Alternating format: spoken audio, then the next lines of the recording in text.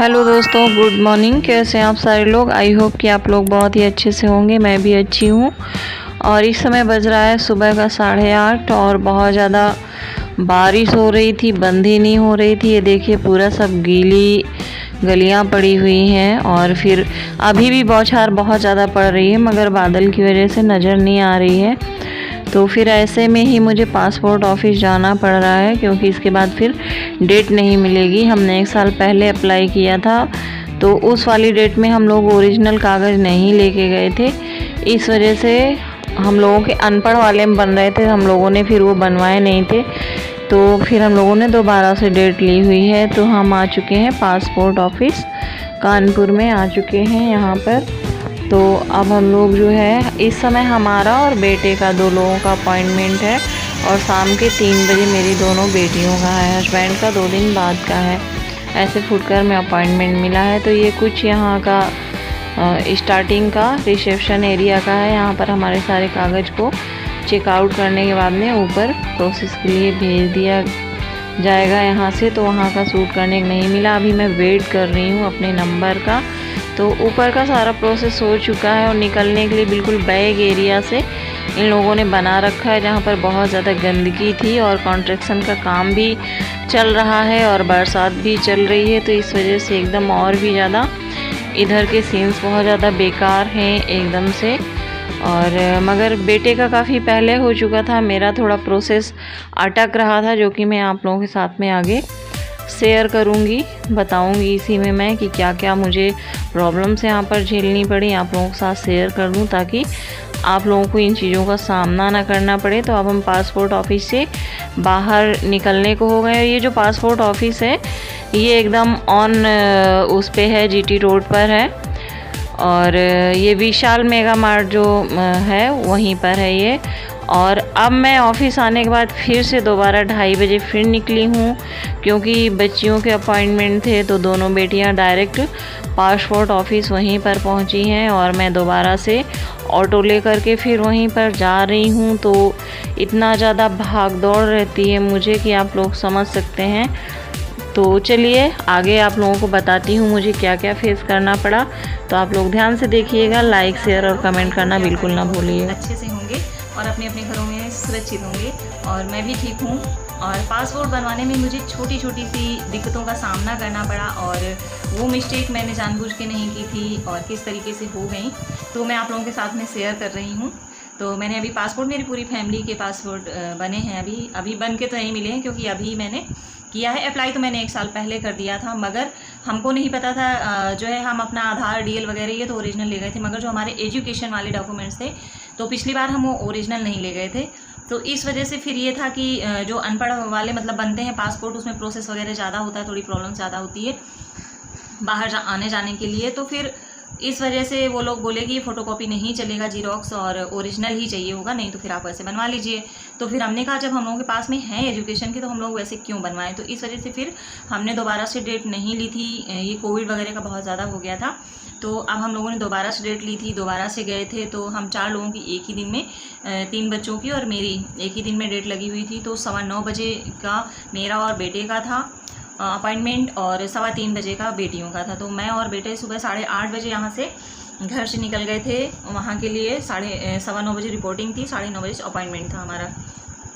तो वहाँ जाने के बाद रिसेप्शन पर हमारा पूरा मतलब सब कुछ कागज़ वगैरह यहाँ से चेक इन करने के बाद में उन्होंने ऊपर भेज दिया 2nd फ्लोर पर।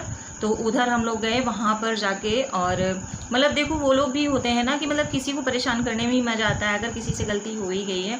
अब जहाँ से हमने फॉर्म भरवाया था, जिस कैफ़े से हमने वो किया था, ऑनलाइन अप्लाई किया था, तो उन्होंने जो लीगल गार्जियंस है तो उसमें उन्होंने मेरे पापा का नाम कर दिया था लीगल गार्जियंस में, और मेरी शादी हो गई है तो मतलब अब हस्बैंड का नाम आएगा।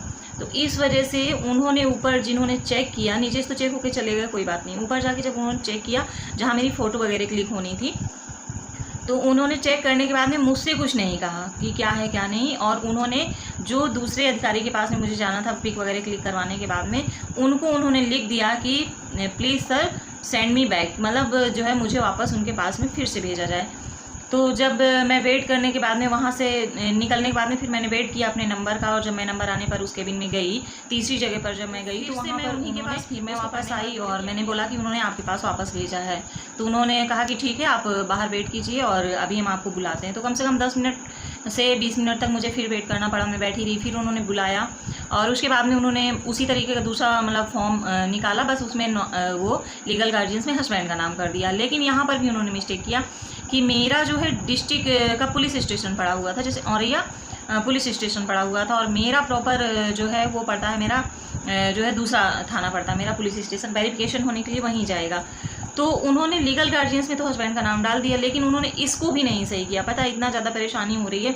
अब औरैया से कॉल आ रही है पुलिस स्टेशन से, तो मेरा तो दूसरा थाना पड़ता है। तो मैंने उनको रिक्वेस्ट किया, देखो वो वहाँ ट्रांसफ़र करते हैं कि नहीं करते हैं। तो उसके बाद फिर उन्होंने उसको किया, लीगल गार्जियंस में हस्बैंड का नाम डाला। फिर मैं दूसरी जगह पर फिर वहाँ पर गई। मैं वहाँ जाने के बाद फिर उन्होंने मुझे बिठाल दिया कि थोड़ी देर और वेट करिए। फिर वहाँ जाने के बाद में बहुत सारी पूछताछ के बाद में फिर मुझे तीसरी जगह पे वहाँ पर भेजा। अब आप ये बताइए, वो मतलब मिस्टेक जानबूझ के तो हुई नहीं, तो वो उसको एक ही बार में सही कर सकते थे। उनको बार बार भगाने की ज़रूरत नहीं थी कि वहाँ मैं पहले वहाँ से निकल के दूसरी जगह वेट किया और जब नंबर आने पे वहाँ गई तो फिर वहाँ से वहाँ वापस भेज दिया। वहाँ फिर उन्होंने बोला वेट करो, उसके बाद में फिर उनसे सही करा के जब दोबारा से गई तो फिर वेट किया। तो इस तरीके से बहुत ज़्यादा मतलब टाइम तो जो बर्बाद हुआ वो हुआ, कोई बात नहीं है। मगर जो लोग अधिकारी वहाँ पर काम कर रहे थे उन लोगों को चाहिए था ना कि अगर आपको ही सही करना था तो आप एक ही बार में कर देते। क्यों आप लोग इस तरीके से परेशान करते हैं और आप लोग भी परेशान होते हैं इस तरीके से। तो छोटी छोटी सी मिस्टेक इस तरीके से हो गई थी जो मुझे पता भी नहीं था, नहीं तो मैं उसको बहुत ही ज़्यादा बारीकी के साथ में मैं भरवाती। उसके बाद में छोटी वाली बेटी मेरी अभी माइनर है, अभी वो 18 की तो हुई नहीं है। तो उसके मतलब जो पेरेंट्स का भी लगना था तो मैंने अपना लगाया उसके साथ में, और बस उसके आधार से उसका वो हुआ। तो अब वहाँ पर फिर उन्होंने मतलब लटका दिया उस जगह पे। मेरे हस्बैंड का नाम जो है, जैसे वो संजय सिंह से सारा काम करते हैं और बिटिया के कार्ड में संजय सिंह चौहान लिखा हुआ था। तो फिर उस जगह पे थोड़ा सा हम लोग बैठे रहे, काफ़ी देर के बाद में वो हुआ। और जो मेरी बेटी अभी अगस्त में 18 साल की हुई है तो उसके पास एक ही आइडेंटिटी प्रूफ है 18 साल का होने का, क्योंकि अगस्त में हुई है, अभी उसका कोई वोटर ID वगैरह उसका नहीं बना है। और यहाँ का उसका चलता नहीं, कानपुर का, क्योंकि यहाँ का भी कुछ है नहीं, कॉलेज का है तो वो मान नहीं रहे थे उसको। तो हमें कोई आइडेंटिटी ही चाहिए थी सेकेंडरी जो होती, और अगर नहीं तो उसके पास में कोई सेकेंड ID प्रूफ उस तरीके का नहीं था रेजिडेंशियल, जो हमने वहाँ के DM से अपने औरैया से बनवा रखा था, निवास प्रमाण पत्र जो जिसको बोलते हैं, तो उसको वो लोग मान नहीं रहे थे, उनको कोई वैसा ही चाहिए था।